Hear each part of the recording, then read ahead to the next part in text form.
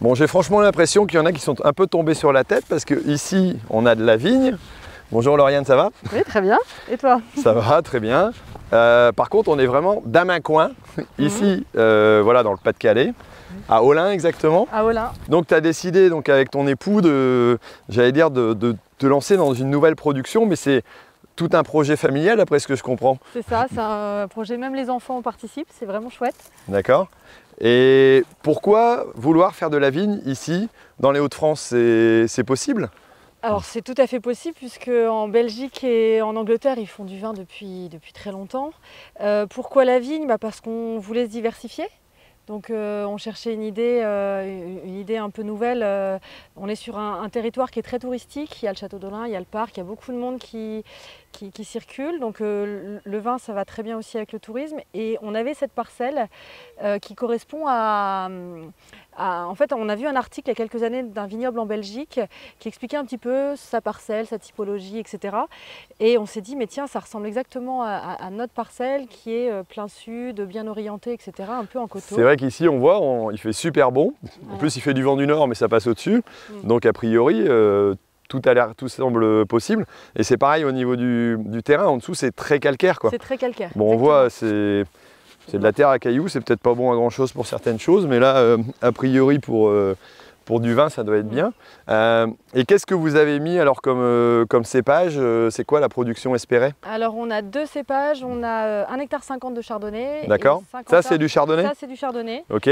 En 3 clones, donc pour faire des micro-cuvées, faire des assemblages. Alors des clones, c'est des espèces un petit peu différentes? Ça reste du chardonnay, mais avec des caractéristiques organoleptiques qui vont être un petit peu différentes. D'accord. Ouais. Ça, voilà. C'est un choix par rapport au goût qu'on veut donner. Voilà, pour pouvoir faire une gamme et pouvoir élaborer quelque chose, des assemblages, etc. D'accord. Voilà. Pour arriver à comprendre et appréhender tout ça, parce que la viticulture, c'est un métier. Enfin, moi, je l'ai découvert. C'est pas on ramasse, j'allais dire, on prend la récolte et puis on met dans une cuve et puis c'est bon. Tu as repris des études? Oui, depuis septembre, je suis en BTS à l'ESA d'Angers. D'accord. Je fais un BTS en viticulture œnologie, donc j'ai repris les bancs de l'école. C'est pas évident. Voilà, donc j'ai arrêté aussi mon activité professionnelle pour vraiment me consacrer à 100% au projet, aux études. Voilà, et pourquoi des études? Pour pouvoir avoir un esprit critique sur les choix qu'on fait. Comprendre. Voilà, on est très bien conseillé. On a vraiment les viticulteurs du terril d'Haïcourt à côté qui nous aident techniquement super bien. Mais j'avais besoin de comprendre et d'avoir cet esprit critique par moi-même. D'accord. L'objectif, c'est d'arriver à quoi à terme? Combien de bouteilles? 10 000 bouteilles. D'accord. De vin blanc sec. Oui. Voilà. Ok. Et qui seront... Vous voulez le vendre à qui? Aux restaurateurs du coin enfin local surtout, restaurateurs, cavistes, particuliers. D'accord. On vise quand même quelque chose de qualité. Alors c'est les premières vendanges qui nous le diront si on a fait les bons choix. On a visé la qualité sur l'implantation. Et alors vous les avez fait, vous savez ou pas? On ne saura jamais. On saura jamais. On saura qu'après. On saura jamais. On saura qu'après. C'est le consommateur qui nous dira. Oui, oui, oui. Bon, après, dans les résultats qui sont obtenus dans le secteur, il y a des choses qui sont très qualitatives. Oui. C'est très bien. Oui. Donc, a priori, il n'y a pas de raison. Alors, là, dans le travail qu'il va y avoir, j'allais dire à l'implantation, vous avez implanté il y a combien de temps? On a planté la première partie qui est assez verdoyante ici en 2021. D'accord. Donc l'hectare 50 de chardonnay, c'est 2021. C'est quoi, c'est printemps? Au printemps. Il y a 2 périodes pour planter. Nous, on a choisi le printemps parce qu'à l'automne, normalement, il y a un dicton ici qui dit qu'à la Sainte-Catherine, tout prend racine. Oui. Sauf qu'on n'a jamais réussi à planter parce qu'il faisait trop humide, trop froid. On n'arrivait pas à rentrer dans la parcelle. Du coup, on a planté en mars 2021. D'accord. Et on n'a pas regretté. Ça a très très bien poussé derrière. Et on a replanté en mars 2022 la partie là-bas. Et alors là, par contre, on a galéré avec la sécheresse. D'accord. Là, ça fait 2 ans, donc s'il y en a qui regardent la vidéo dans quelques années, voilà. Et ça va commencer à produire à partir de cette année? À partir de cette année. En fait, il faut compter 3 cycles végétatifs. D'accord. Donc le premier en 2021, le deuxième en 2022 et donc le troisième en 2023. D'accord, ok. J'allais dire, vous êtes aussi forcément, vous allez récolter, mais il n'y a pas de chai dans le coin, vous n'allez pas pouvoir le mettre dans la cave coopérative du secteur. Non. Vous êtes sur un projet qui démarre là très bientôt? Voilà, on a un projet déjà d'investir dans tout le matériel de chai pour vinifier déjà cette première vendange. Pour l'instant, on n'a pas encore le bâtiment, c'est le projet pour l'année prochaine, de construire un bâtiment plus conséquent pour vinifier. Et donc oui, là, l'étape du moment, c'est vraiment investir tout ce qui est matériel de chai, cuverie, pressoir, etc. Même les fûts de chêne, puisqu'on voudrait faire la vinification en fût de chêne.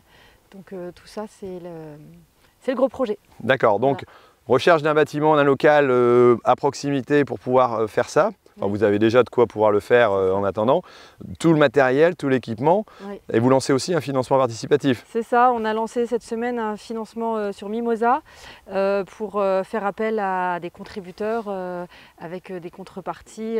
C'est quoi les contreparties? Alors elles sont plutôt sympathiques. Elles vont de la bouteille de vin à des expériences dans la vigne, donc notamment apéritifs dans la vigne, dégustation au chai directement du vin en vinification.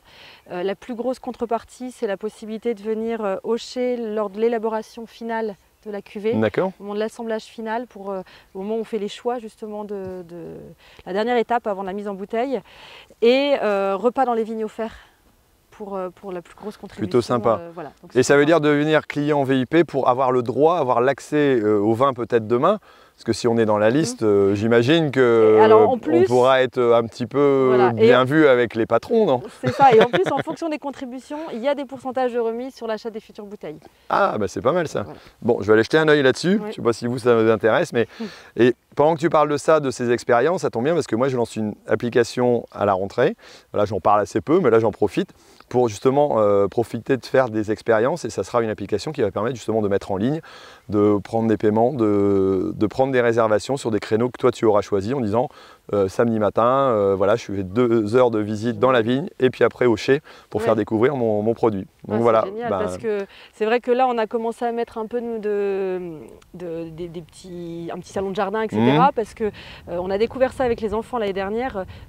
Au mois de septembre, quand la végétation est bien verdoyante, s'asseoir dans les vignes, boire un petit coup, déguster des produits du terroir, c'est vraiment un bonheur. En plus, même si on est en Hauts-de-France, on est dans un secteur qui est très touristique, voilà, qui est bien vu. Avec une vue splendide. Donc ça pourrait être un moyen de faire découvrir ça encore à d'autres personnes. Voilà, la viticulture en Hauts-de-France, j'imagine qu'il y a même des viticulteurs du Bordelais qui viendront voir. Ah il y en a qui s'intéressent, il y en a qui certainement qui doivent être curieux à découvrir ça. Merci beaucoup Lauriane pour cette présentation, et puis voilà, appel à l'action si vous voulez aller voir sur le projet Mimosa. S'il est encore en ligne d'ici là, en tout cas profitez-en. C'est peut-être l'occasion de découvrir quelque chose plutôt original. Merci. Merci Thierry.